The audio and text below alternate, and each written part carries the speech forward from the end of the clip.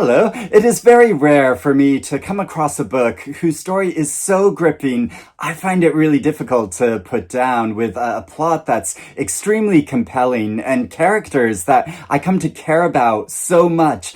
I need to know what happens to them. Now, it is even more rare for this to occur with a really long book, because to sustain this kind of tension over hundreds and hundreds of pages, I think, is an incredible feat. But this occurred with a book that I read very recently that's quite a new book, but it also got me wondering what other really big books have I read before that I also consider to be really great page turners. And I thought of a couple of other older books, and actually none of these three books I've heard that many people discussing, especially like here on YouTube. So I want to talk about them and why I think they are so gripping, but I also want to avoid any spoilers, because part of the great pleasure of these books is uncovering the mysteries and the details of the plot. But also there are larger themes and issues at stakes in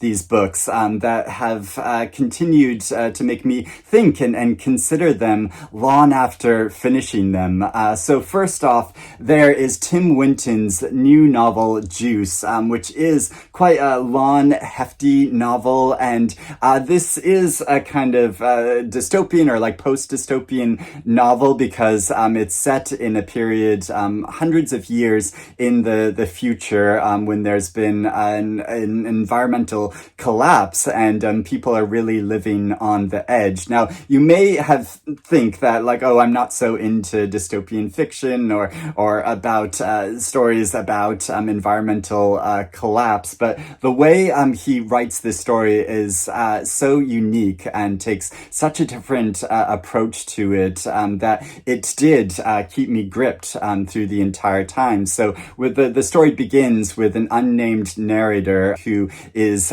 caring for a girl that he's taken charge of and is kind of protecting, and they are kind of running from this horrible heat storm that is just going to completely decimate them, and they need some place to hide.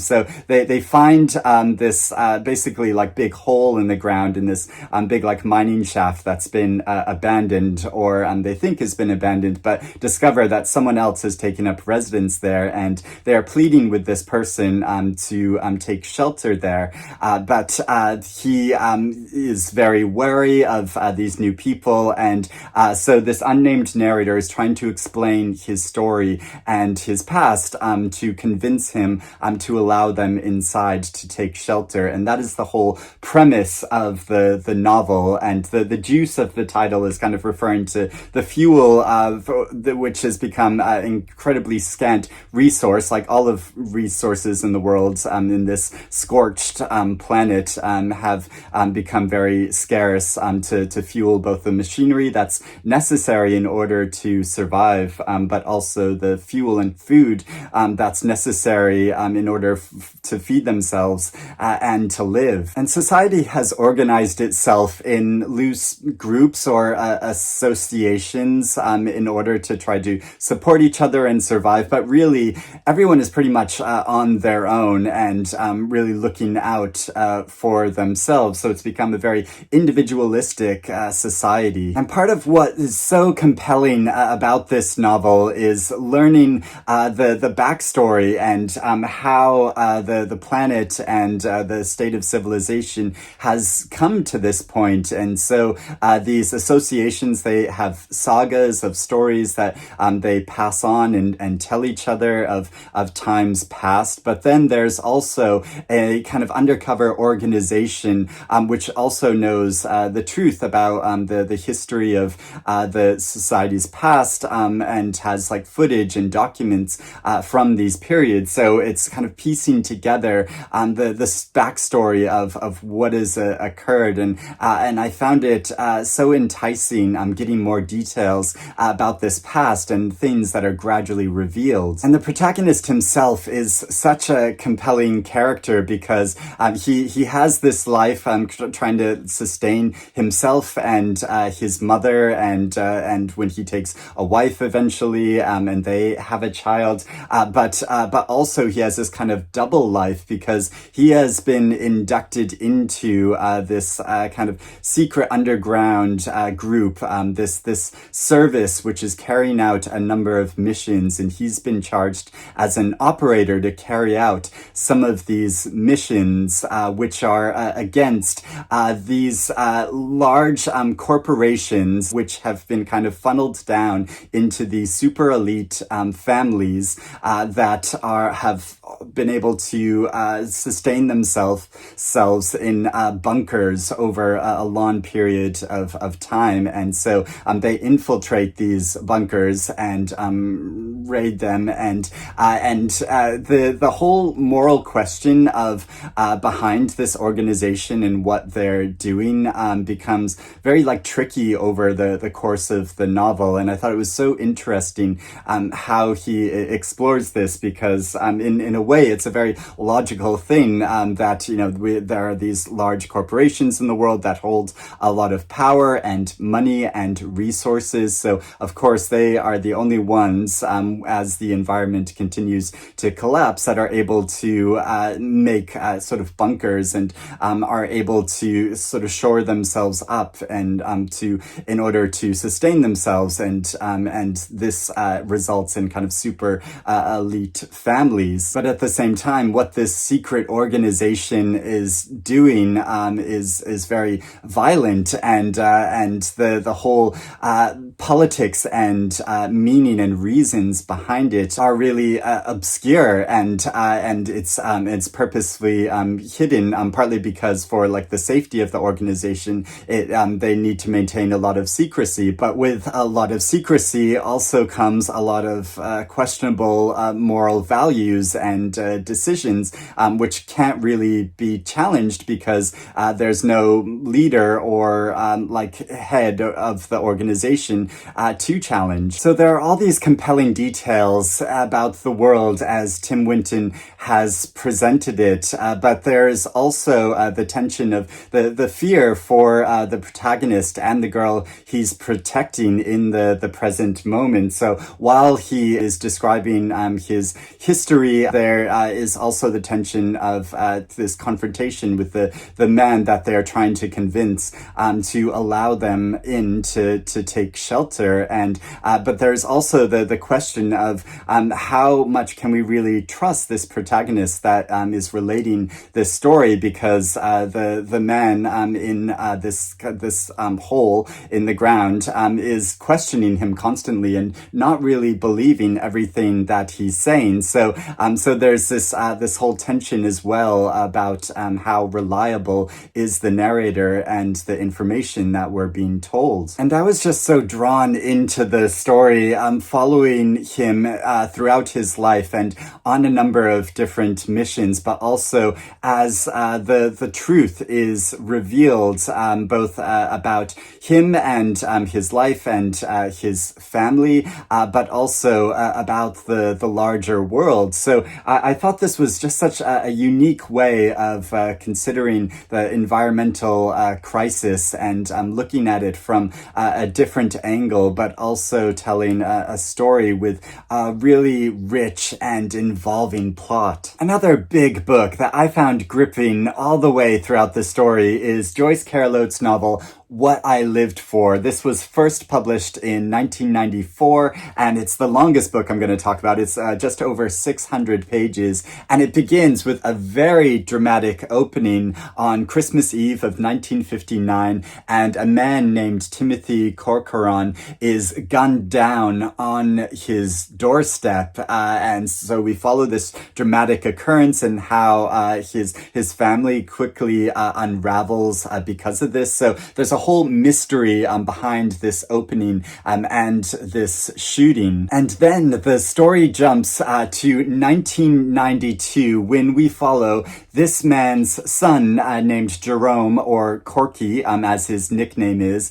and he is in a state of perpetual crisis. Corky is very gluttonous. He loves sex and food and drinking, but he's also quite successful as a real estate developer and a politician. But he is also very fearful because he has had some investments which have gone bad, and he's having relationship troubles with his ex-wife and his current lover, and there are backstabbing business relations, and there are rebellious family members. So we follow him on this madcap journey as he's trying to keep everything together and stop everything from just kind of flying apart in his world. And while Corky is very selfish and he does some very bad things, there is also something about his character that is so funny and charming and endearing, and I constantly had this hope that he will eventually do the right thing. So the way that Oates explores this character's morality and whether he is ultimately redeemable, I think is so compelling. And the tension which is sustained throughout the entire novel is both concerning the mystery behind his father's death, but also his present conflicts and how or even if they will be resolved. But I also found myself drawn into and compelled by larger philosophical questions that this novel raises regarding American capitalism and its rapacious desire for more of everything and bigger of everything. And so to read a long and complex study of a personality like Corky's, extremely masculine businessman, I think is very powerful and probably very relevant for today. And the third book I want to talk about has some surprising parallels with Joyce Carol Oates' book, which I hadn't realized before I sat down to start talking about these books. So it is What a Carve Up by Jonathan Coe, or it's also sometimes called The Winshaw Legacy. I think that's what it was titled in America. And this novel was also first published in 1994, but this story also begins with a prologue of a very dramatic events of a top secret mission during World War II, and a British flyer who is shot down, and his sister who thinks that this is part of a conspiracy, and because she has this paranoia, she is put into a lunatic asylum. So it begins with this very dramatic opening of this family that is in conflict with each other.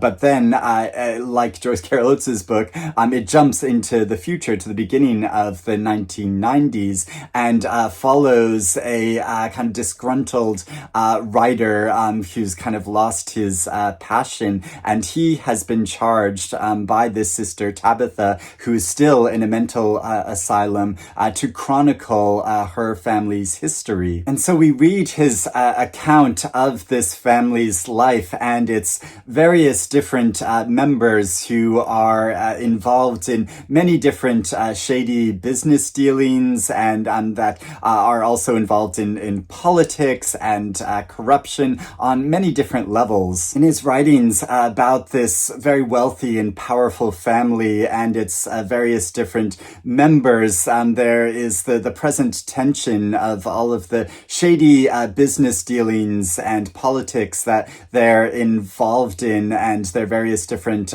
social and personal affairs. But then there's also the larger mystery of what happened during the wartime and the man who was shot down. And reading about each of these different family members and their links with each other is as compelling, I think, as reading the nonfiction book Empire of Pain by Patrick Radden Keefe, as he unpicks the story behind the family behind this pharmaceutical company. And Jonathan Coe does a similar thing in this story, but it works much more on a level of a kind of social and political satire of modern day England. And while this family is filled with truly vile people who are so odious. There is something so enticing about seeing them exposed in this way and revealed like this. And I think that's how the satire works in Coe's writing. And they're all involved in high stakes dramas that are so compelling to read about. But also, as the story progresses,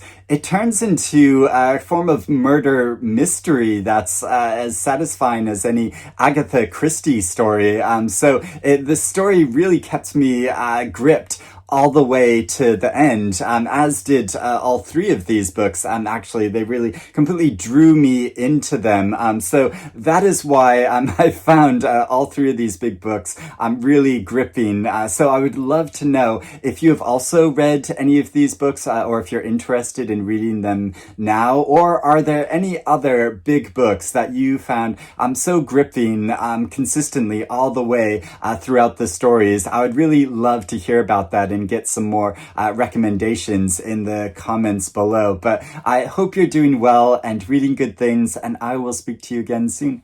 Bye-bye.